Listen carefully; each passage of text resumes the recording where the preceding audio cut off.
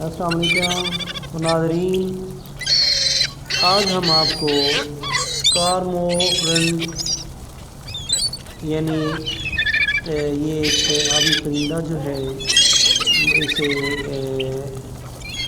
ماہی خور بھی کہا جاتا ہے، اس کے متعلق کچھ دلچسپ معلومات حاصل کریں گے۔ کارمورنٹ درمیانی سائز کا آبی پرندہ ہے جو سمندر کے ساحل پر جھنڈ کی شکل میں پایا جاتا ہے۔ کارمورنٹ کو ماہی خور اور انسان دوست پرندہ بھی کہتے ہیں۔ وہ مچھلی کے شکار میں ماہر ہوتا ہے۔ اس کی غذا صرف مچھلی، آبی سانپ پر ہی مشتمل ہوتی ہے۔ اس پرندہ کا وزن عموماً 4 کلو کے درمیان ہوتا ہے اور اس کے پروں یعنی پنکھ کا پھیلاؤ 45 تا 100 سینٹی میٹر کے درمیان ہوتا ہے۔ ان میں بیشتر کارمورنٹ کے پر سیاہ ہوتے ہیں، جبکہ ان کی چونچ لمبی، سخت اور خم دار ہوتی ہے اور اس کا رنگ مائل زرد ہوتا ہے۔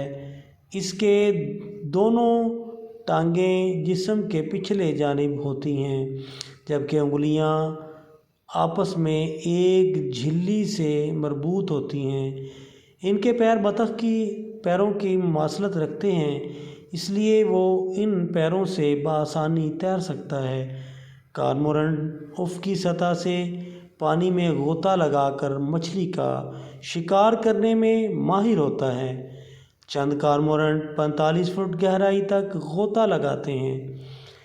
انہیں غوطہ میں مہارت حاصل ہے۔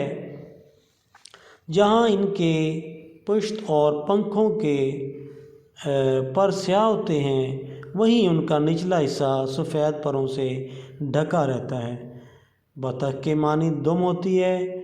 جب یہ پرندے مچھلی کا شکار کرتے ہیں تب وہ ساحل پر چلے جاتے ہیں تاکہ دھوپ میں پر خشک کر سکیں۔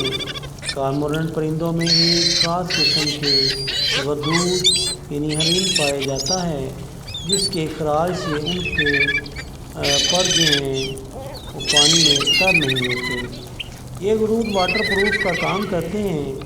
یہ پرندہ ساحل کے قریب درختوں، چٹانوں کی جھاڑیوں پر گھونسلے بناتے ہیں جہاں وہ انڈے دیتے ہیں۔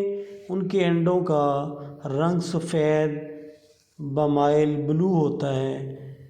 مچھلیاں پکڑنے کے لیے مچھیرے کارمورنٹ کو پالتے ہیں، اس لیے اسے انسان دوست پرندہ کہا جاتا ہے۔